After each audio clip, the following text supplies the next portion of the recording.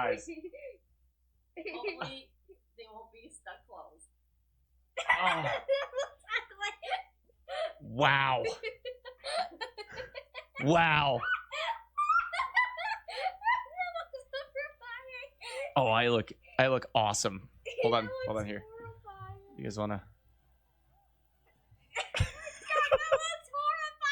It looks horrifying. Perfect.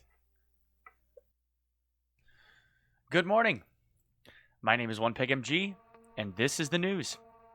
Apologies for not having an upload until recently. The last few days have been incredibly busy between family stuff and just trying to stream as much as I possibly can. And as always, guys, thank you so much for everything. I made a promise to myself and to my viewership, all of you guys, that if this keeps up in the next 30 days, I will have successfully transitioned to full-time. So if we keep up the trend and you want to see more of me, we'll do it. But anyway, I wanted to take an opportunity to take a look at the new patch. 2 days ago, we got preliminary final patch notes with some new additions, as well as yesterday, we were blessed with the patch itself, which historically means that it's come a couple of days earlier than what we've seen in the past. I don't know if this was done on purpose or if it was just they finally got the patch finished in some amount of time and they wanted to get it out as fast as they possibly could, which is why we saw the patch released a day or two earlier than we normally do. But at any rate, got a chance to play it yesterday for about 9 hours and wanted to share with you guys my impressions. So first, the game, and I will say this on the forefront. It's not perfect. We know that the game isn't perfect yet. But man, if this isn't the best technical update I've ever seen come out of Battlestate since I started playing the game over a year ago, I don't know what would be. I would say that this is a dramatic improvement in the game as a whole. It feels great compared to what it felt like 2 days ago prior to this patch. And my only hope is that it continues to stay like this, because what we've seen historically is that there's been patch releases, they've come out, and things have felt a lot smoother, a lot nicer, and over time it seems to degrade. And it seems to be a progressive issue where we'll get a new patch, a new major patch like this, the game will play a lot better, and then the servers start getting to capacity, and it gets busier, and then we start seeing pretty significant degradation, and as time goes on, it seems to progressively get worse. But erring with a hopeful connotation to this broadcast, I want to go over the things that I've noticed that are just great, and some concerns that I have noticed. So first, the game's stutter rate, if you want to put it that way, is significantly reduced. It used to be that when I played Tarkov, streaming or otherwise, I would get these frame drops like the vast majority of the player base every couple of minutes, 2 to 3 minutes. I don't get any of that anymore. I don't experience that in the least. I have noticed that there seem to be an awful lot of people experiencing a significant reduction in frame rate. And while I am experiencing a reduction in frame rate myself, I don't see it as something that's unplayable. Even on the older maps like Customs and Shoreline, I'm still somewhere around 60 FPS, maybe 55 to 58, but still pretty close to 60. And on maps like the Labs, I'm still sitting at north of 85 or 90 FPS, and I don't have a top-tier computer. I use a Ryzen 1800X for my main processor and a 1080 Ti GPU, which we know Tarkov is more CPU intensive than most other games and is rather unoptimized. But even getting frames like that, to me, that's still pretty good. Surprising, even. But in terms of the frame rate dips, these massive FPS drops, I don't experience that but one every 15 or 20 minutes now. In fact, on most of the raids that I've done, if I got close to the end of the timer on a 50 to 60 minute raid, I would only see a frame drop maybe twice that entire time, which is significantly better than seeing it 15, 20, or 25 times in the course of a raid. Way better. Other little flavor things that I noticed was now when you load the game, there are different splash screens. So that seems to be a different slide in the deck that shows when you load the game in, um, alternating between cityscapes or a new piece of artwork for the bear players.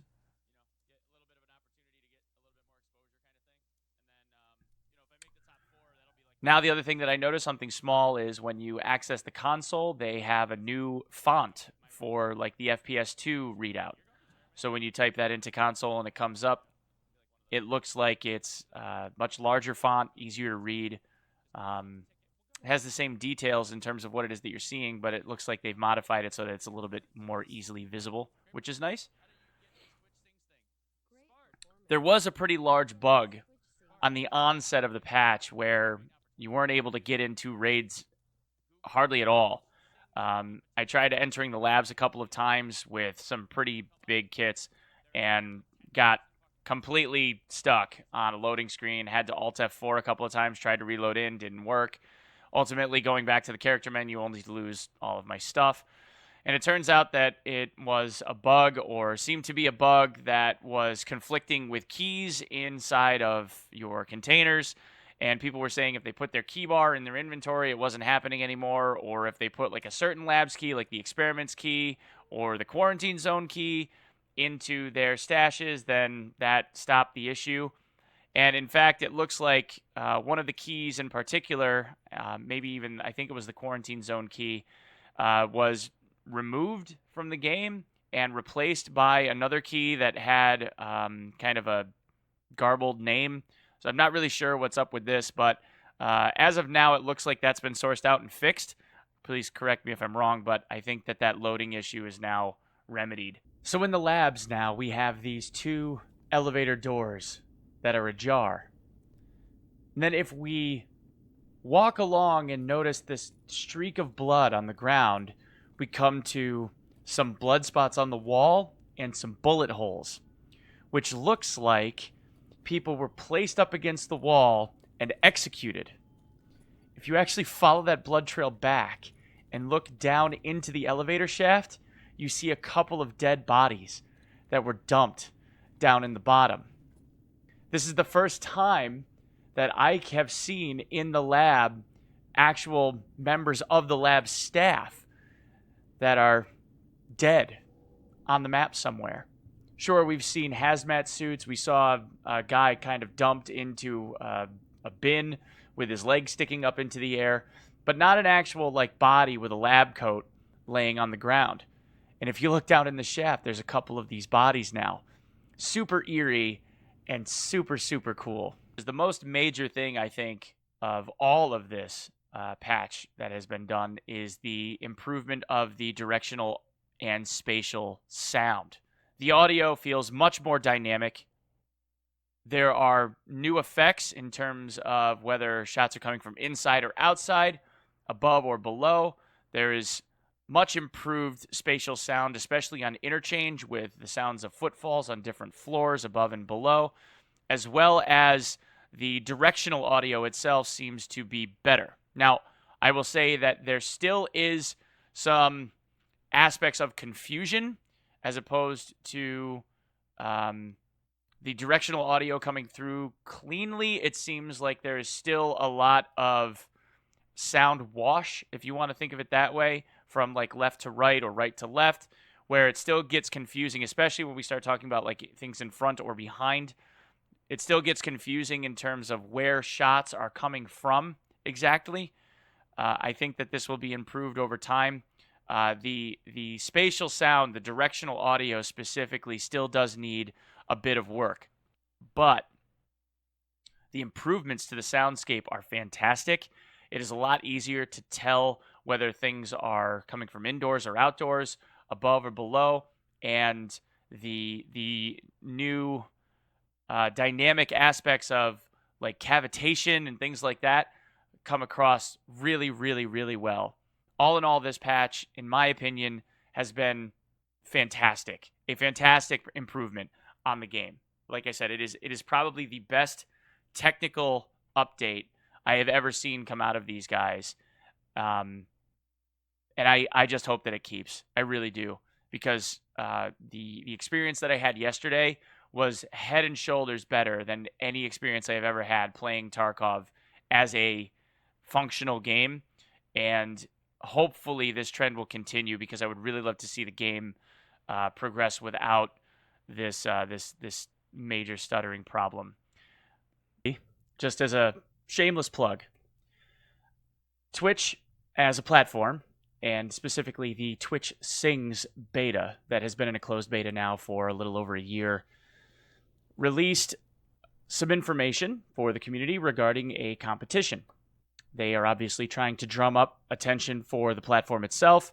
Twitch Sings is going to have a relatively strong presence at the TwitchCon in Europe, in Berlin. And there is now this contest that has been opened up to anyone and everyone that would like to make a submission. So naturally, for those of you that have been following me for a little while, you know that I have been a singer for a very long time. I was actually a touring musician in my 20s. Not that it went anywhere like amazing, but singing is something that I take a little bit of pride in. So I made a submission, and I'll link you guys to the video submission for that. If you would be so kind as to give it a view. I also made a tweet not too long ago having to do with it.